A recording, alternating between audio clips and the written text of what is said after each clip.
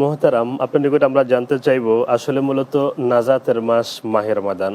মাহে রমাদানের সাথে নাজাতের সাথে নিশ্চয়ই একটা সম্পর্ক রয়েছে, যার কারণে রমাদানকে নাজাতের মাসও বলা হয়।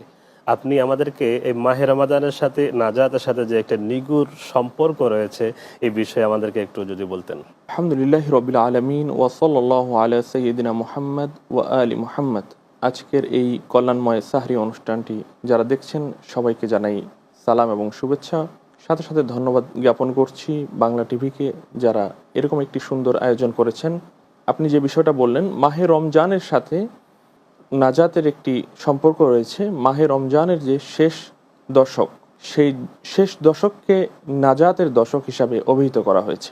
আমরা হাদিস শরীফে পেয়েছি যে শেষ দশককে ইতকুম মিনান নার বা নার থেকে বা জাহান্নাম থেকে মুক্তির দশক হিসাবে ঘোষণা করা হয়েছে।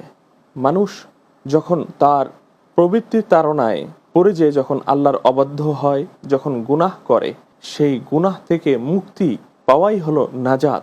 মানুষ গুনাহ থেকে ফিরে আসে, তওবা করে, তওবা করার পরে যখন সে ফিরে আসে তখনই সে মুক্তি পায়। আর মাহে রমজান হলো তওবার মাস, মাহে রমজান হলো মাগফিরাতের মাস, এবং এই তওবার মাধ্যমে মাগফিরাতের মাধ্যমেই আমরা নাজাত পেতে পারি। মাহে রমজানের সাথে জি, মাহে নাজাত রমাদানের সাথে ওতপ্রোতভাবে নাজাতের সাথে জড়িত। খুব সুন্দর একটি সম্পর্ক আপনি বলেছেন।